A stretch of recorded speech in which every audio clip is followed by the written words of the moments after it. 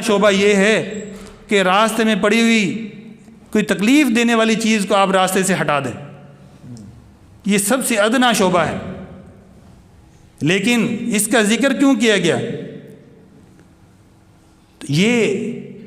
یہ معاشرت بھی دین کا حصہ ہے، دوسروں کو تکلیف سے بچانا یہ بھی معاشرت، یہ بھی دین کا حصہ ہے۔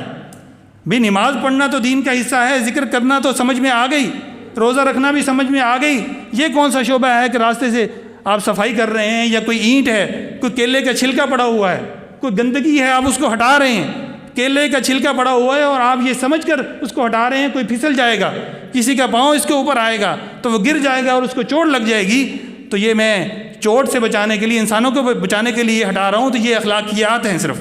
یہ اخلاقیات نہیں، یہ بھی دین کا حصہ ہے، یہ بھی ایمان کا شعبہ ہے۔ دین صرف عقیدے کا اور عبادات کا نام نہیں ہے، دین معاملات کا نام بھی ہے، دین معاشرت کا نام بھی ہے، اور اخلاقیات بھی سارا ہمارے دین کے شعبے ہیں۔ تو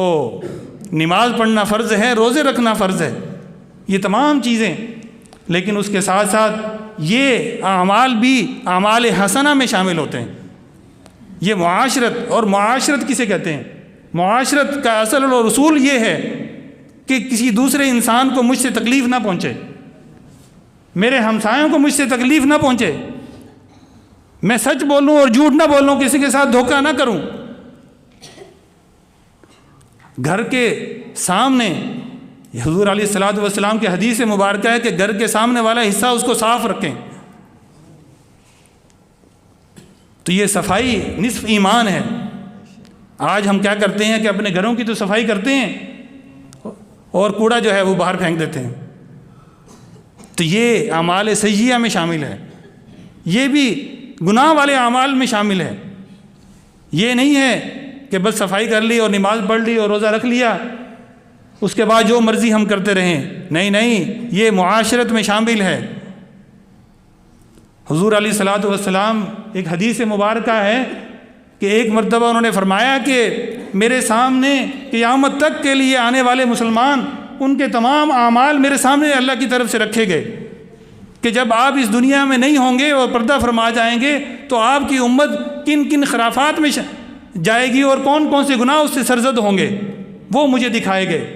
اور ان کے اندر جو اچھے اعمال کریں گے وہ بھی دکھائے گئے۔ یعنی کہ اس وقت تک جن چیزوں کا تصور بھی نہیں تھا، اور روز قیامت جو آج برائیاں ہو رہی ہیں جو میرے اور آپ کے سامنے ہیں، وہ بھی حضور کے سامنے ان کو دکھائے گئے اس وقت۔ تو آپ نے فرمایا کہ مجھے یہ دکھایا گیا کہ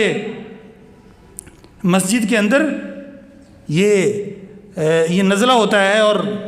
بلغم ہوتی ہے، تو وہ وہاں پر پڑی ہوئی ہے اور اس کو کسی نے صاف نہیں کیا، تو بعض اوقات ایسا ہوتا ہے کہ چھینک آتی ہے تو وہ نزلہ گر جاتا ہے، اس کی اینٹ وہاں پر پڑی ہوتی ہے، ہم اس کو صاف نہیں کرتے۔ یا راستے کے اندر ہم راستے میں گند ایسا پھینکتے ہیں کہ جس سے دوسروں کو رکاوٹ ہو اور دوسروں کے لیے پریشانی ہو، تو یہ اعمال سیئہ میں شامل ہیں، یہ بھی گناہ کبیرہ میں شامل ہیں۔ آج ہم راستے بند کر دیتے ہیں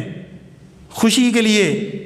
کوئی بھی فنکشن کرنے کے لیے، اور لوگ اس تکلیف کے اندر مبتلا رہتے ہیں، جلسے کرنے کے لیے، جلوس نکالنے کے لیے، تو یہ اسلام میں یہ عمل جائز نہیں ہے۔ ہم دیواروں پر لکھ دیتے ہیں، وال چاکنگ کرتے ہیں، کسی دیوار پر اس کے مالک کی مرضی کے بغیر اشتہار لگانا بھی جرم ہے، یہ بھی گناہ کبیرہ میں شامل ہے۔ جھوٹ بولنا، زنا کرنا، کسی کے ساتھ معاملات کے اندر دھوکہ کرنا جس طرح گناہ ہیں، اسی طرح یہ چھوٹی چھوٹی چیزیں جن کو ہم گناہ بھی نہیں سمجھتے اور برا کام بھی نہیں سمجھتے، ہم ہمسایوں کو پریشان کرتے ہیں۔ بعض اوقات ہم گھر کو دھوتے ہیں اور باہر پانی پھینک دیتے ہیں، گھر کو تو صاف کر لیا اور دھو کر پانی سارا باہر گلی کے اندر، اور گزرنے والوں کو تکلیف ہو رہی ہے،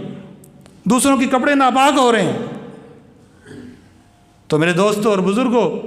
وَأَدْنَاهَا إِمَاطَةُ الْأَذَىٰ عَنِ الطَّرِيقِ، یعنی کہ یہ چھوٹے سے چھوٹا معاشرت کا یہ عمل ہے، ہمارے معاشرتی رویے ہیں، جو راستے میں ایسی چیز کو ہٹا دینا جس سے دوسرے مسلمانوں کو اور انسانوں کو ہم تکلیف سے بچائیں، نقصان سے بچائیں، یہ بھی ایمان کا شعبہ ہے اور ایمان کا حصہ ہے، اور یہ ثواب کا کام ہے۔ اور اس حدیث مبارکہ کے آخر میں فرمایا والحیاء شعبۃ من الایمان، گویا کہ سب سے افضل شعبہ لا الہ الا اللہ ہے۔ حضور علیہ السلام فرما رہے ہیں کہ ایمان کے بہت سارے شعبے ہیں، 70 سے زائد شعبے ہیں، سب کا ذکر نہیں کیا،